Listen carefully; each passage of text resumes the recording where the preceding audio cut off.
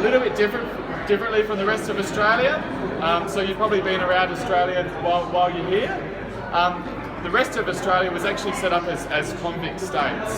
So the British Empire brought people across without really a choice. They were usually petty criminals or thieves, people that stole a loaf of bread or something like that, and they got sent on a ship over to Victoria, New South Wales, Western Australia and Queensland. Now South Australia was actually a slightly different setup. So we were actually founded by, it was actually a company, it was a South Australian company who was settled in the United Kingdom, and they wanted people to come over to South Australia for basically to be free to set up a life for themselves.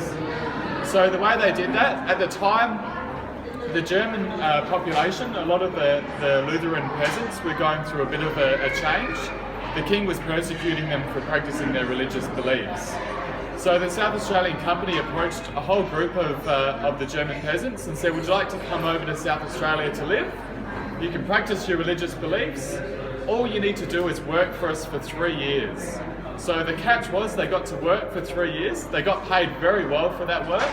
And then at the end of that 3 years, they got the opportunity to buy their own land. So why I'm actually telling you this is because our founder, most of you won't be able to see him, but it's a man named Johann Graf.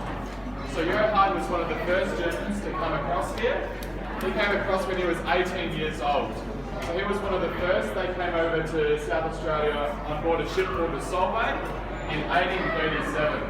So South Australia was only 1 year old at the time.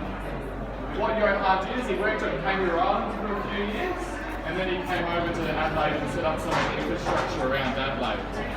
After that, he eventually bought a property up here in Roland Flat, the town itself. So Roland Flat's just over there, about 2 kilometres away from where we are now. Now what Johann did, which no one else had done at the time, so they were